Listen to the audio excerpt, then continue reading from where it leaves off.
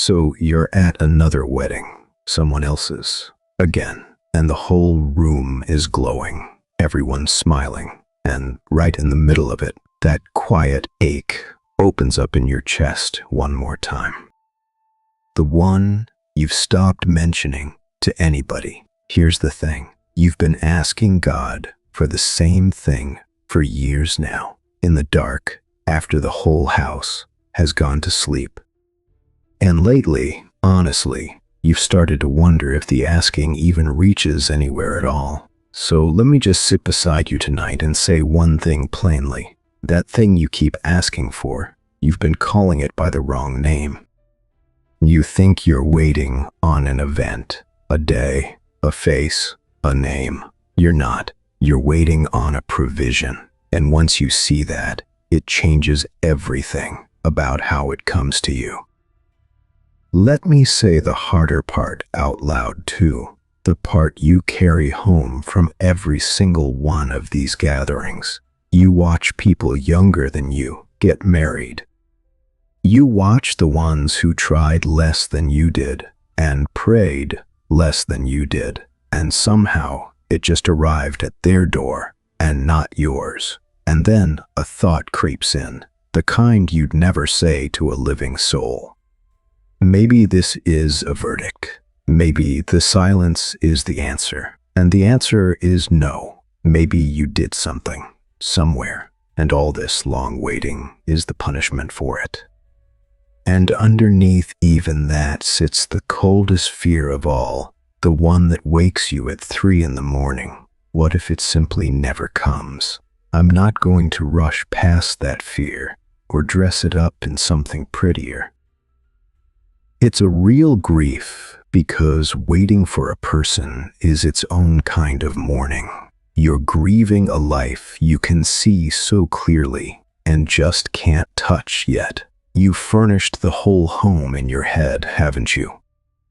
The small kitchen, the voice in the next room, the name you'd give a child, chosen already and told to no one. And every month it stays imaginary. A little more of that grief settles in beside you. Skill, flight. So let's not pretend it away. Let's actually understand it. Because there's a word for what you're truly waiting on. And once you hear it right, the waiting stops, meaning the thing you're so afraid it means. That word is rizq, provision. And most of us shrink it right down until it only means money, the salary, the account, the number at the bottom of the page. But rizq is so much bigger than that. Rizq is everything that reaches you, the bread and the breath in your chest, the roof, the water, the morning you didn't think you'd get up for and got up for anyway. And yes, the people, too, the ones you're given to walk beside, a companion, is misky, maybe the tenderest wisty there is. Think about your own life for a moment. That friend who found you right when you were most alone, the teacher who saw something in you nobody else had bothered to look for.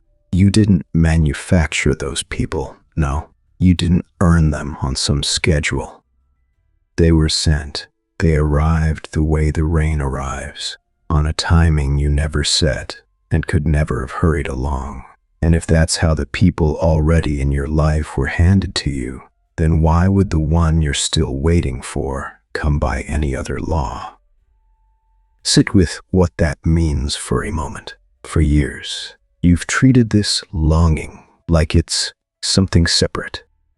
As if your provision was the work and the rent and the savings over here, and the marriage was some other kind of wish, floating off on its own over there, ruled by luck and timing and whether you're settled enough or lovely enough. You've been fed faithfully since before you can even remember. Not one morning has come without its provision. So let me bring you the line I've been carrying toward you this whole time. In the Qur'an, in the chapter named The Light, chapter 24, verse 32, there's a command given to a whole community about its unmarried. It says, "Marry off the single ones among you." And then it says something that should stop you exactly where you're sitting. If they are poor, God will enrich them from his bounty, for God is all-encompassing, all-knowing. Read it again, slower. See, the verse refuses to let poverty be the reason a marriage doesn't happen. It won't let marriage be treated as some prize you earn once you've made yourself rich enough, or worthy enough, or finished enough. It sets marriage and provision down in the same breath and tells a whole community not to wait until somebody's pockets are full. And elsewhere, in the chapter named The Bee, he says the other half of it plainly. He made for you spouses from among yourselves, and through them gave you children, and provided you with good things, spouses named in the same breath as provision. That was the thing I wanted to put into your hands. The companion you ache for was never a separate wish, ruled by luck. That person would be Rizq, a gift from the same hand that has never let a morning come without its provision. But I know the fear is still sitting right there in the room, because a promise about the future doesn't do much for the ache of tonight. So here's the question that actually takes the fear apart. If a spouse is Rizq, if it comes from the same hand as everything else that has ever reached you, then why hasn't it come? Why the years? Why the empty chair at your table while everyone around you is filling theirs? Because there's a difference, an enormous, life-changing difference, between a thing being denied to you and a thing simply being not yet. And almost all of your suffering, honestly, has come from mistaking that second one for the first. Here's the second line, and it's the one that steadies the 3 in the morning fear. In the same book, in the chapter named Hud, chapter 11, verse 6, it says, "There is no creature moving upon this earth, but that its provision rests upon God." No creature, not a single one, all of it known, all of it written down. And the prophet, peace be upon him, put the timing into words you can hold on to. No soul will die, he said, until it has received all of its provision, even if it is slow in coming. So hear what that does to the verdict you've been quietly reading over your own life. Delay is not denial. A thing written for you can't be handed to someone else by mistake. Yours is yours. The one who married at 20 didn't take your portion. They were simply given theirs. And the fact that yours hasn't arrived yet, that's not a punishment. And it's not a no. It's a time you can't see, written on a clock you were never shown. They believe that with my mass, you know existent to us, sluice daubs your over confliced lives. The provision is certain, the hour of it is his, and those are two completely different things, and you've been grieving as if they were one and the same. So what do you actually do in the waiting tonight? Nothing. The prophet said that if you trusted God as he deserves, he would provide for you as he provides for the birds.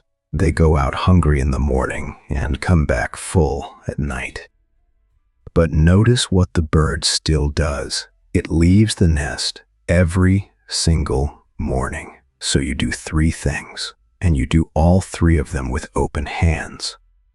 You ask sincerely and plainly, the way you'd ask someone who loves you and can truly help. Make the do, and don't make it small out of embarrassment. He is not tired of the request you've whispered 1,000 times. You seek, you take the honest steps a person takes.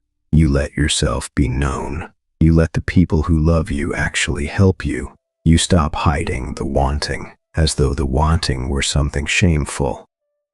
Seeking isn't a failure of trust.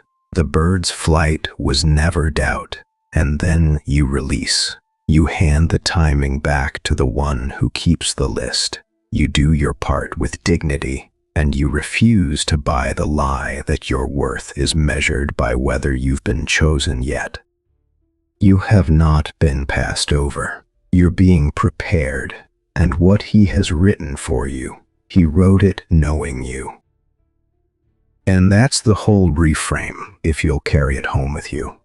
This season was never empty. Not yet is just not the same as never. The waiting isn't the absence of your provision. It's the shape of a provision that simply hasn't finished arriving. Every morning of your life, it has reached you. This morning, too, the strength you found to get up again, the friend who checked in on you, the roof over your head while you waited, that was all provision, arriving right on time, every single time. And if he has written this one for you too, then it will reach you as faithfully as the bread always has, in a time already written and just not shown to you yet. And if he has written you something else, he wrote that knowing what you could not see. So go back to that wedding, the one where the ache first opened up in your chest. Sit down again, in your mind, in that same quiet chair, but this time, hold it differently. You're not the one the provision for God. You're the one whose provision simply hasn't been announced yet. The asking you do in the dark is landing exactly where it's meant to land.